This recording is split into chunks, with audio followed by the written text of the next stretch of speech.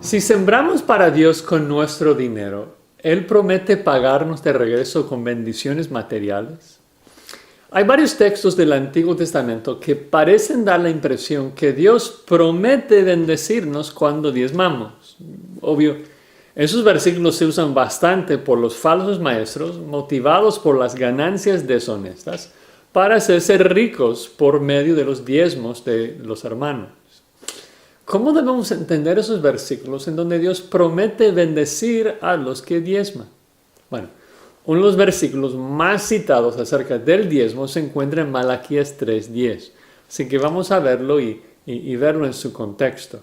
Dice lo siguiente, Malaquías 3:10. Traed todos los diezmos al alfolí y haya alimento en mi casa. Y probadme ahora en esto, dice Jehová de los ejércitos, si no os abriré las ventanas de los cielos y derramaré sobre vosotros bendición hasta que sobreabunde. Pienso que la clave para comprender ese versículo es ponerlo en su contexto canónico, es decir, ver su lugar en el desarrollo de la Biblia. Lo que pasa es que Malaquías se escribe cuando Israel está en una teocracia con Jehová. El antiguo pacto todavía está vigente. Dios es el rey de Israel y la Torá es la ley de la nación. Ahora, el antiguo pacto es un acuerdo, ¿no?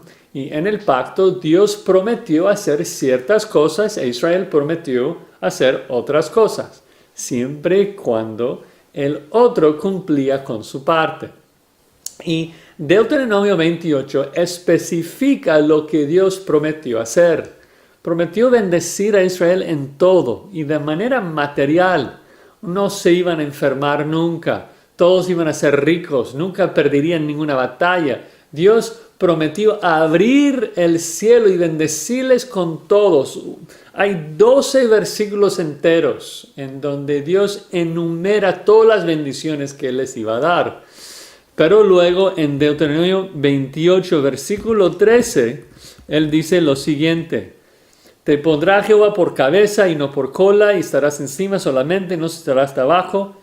Sí, ahí está la clave, la condición. Si obedecieres los mandamientos de Jehová tu Dios que yo te ordeno hoy para que los guardes y lo cumplas, y si no te apartes de todas las palabras que yo te mando hoy. Entonces,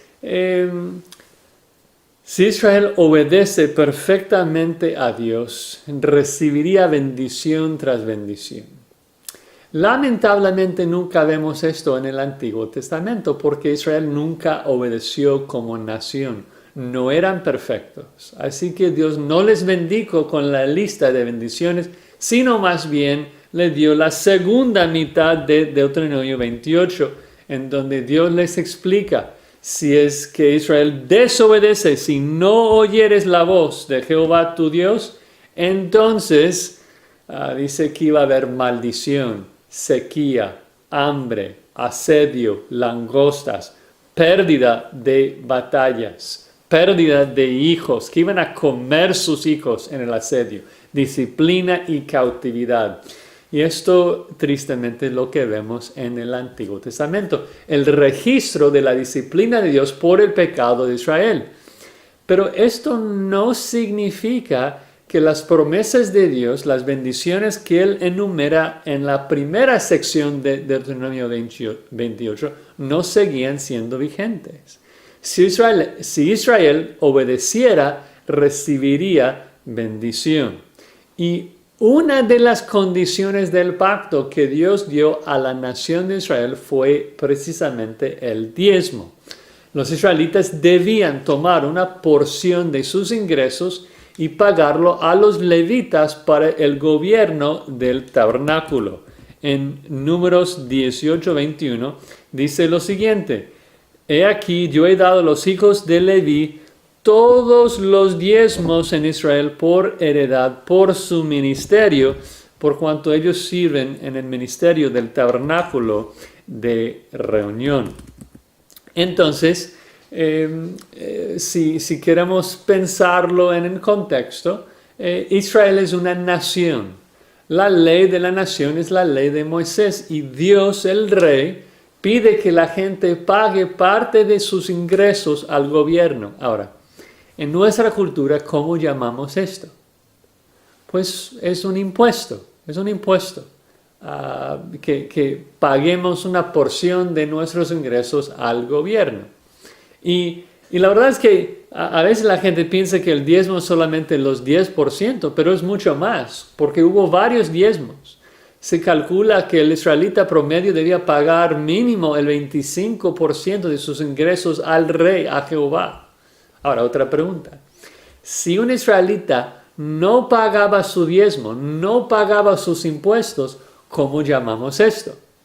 Pues lo llamamos robo, está robando del gobierno. Y en una teocracia donde el rey es Dios, ¿de quién está robando? Está robando del rey, de Jehová. Entonces, con este contexto, regresemos a Malaquías 3. Con el contexto, vemos en Malaquías 3:7 de que Dios acusa a Israel de pecado. Dice, os habéis apartado de mis leyes. Pero lamentablemente Israel lo niega y les llama al arrepentimiento. Dice, volveos a mí. Ok, es decir, de que los israelitas debían arrepentirse, ¿no? Pero ellos lo niegan. Otra vez dicen, ¿en qué hemos de volvernos? Entonces Dios explica cómo es de que ellos habían pecado, cómo debían arrepentirse. Y Él les dice, ¿robará el hombre a Dios? Y vosotros me habéis robado. Y luego ellos lo niegan nuevamente y dicen, ¿en qué te hemos robado?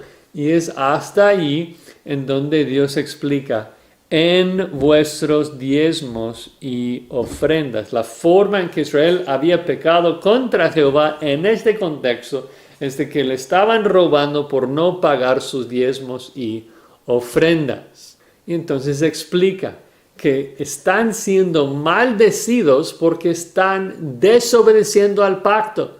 Es por eso que estaban recibiendo los juicios, la disciplina de Deuteronomio 28.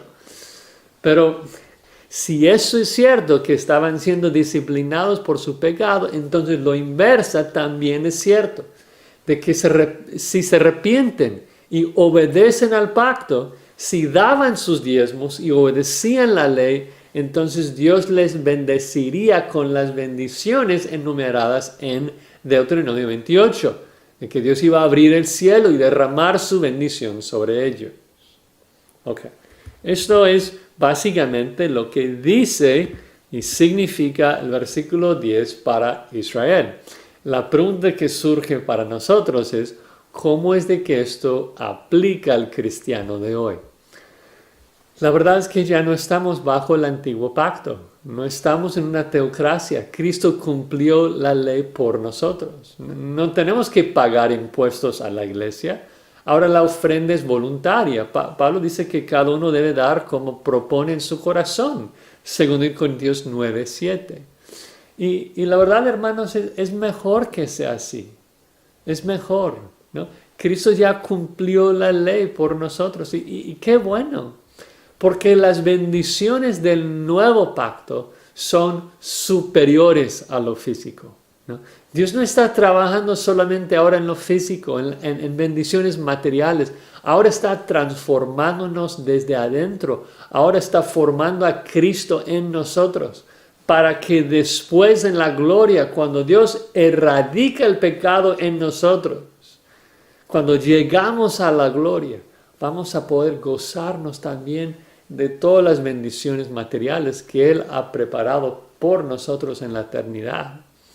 Pero acá en la tierra, Dios no nos promete bendiciones materiales como lo hizo con Israel, sino que nos da una mejor promesa, que es apariencia a la imagen hermosa de nuestro Señor y Salvador Jesucristo.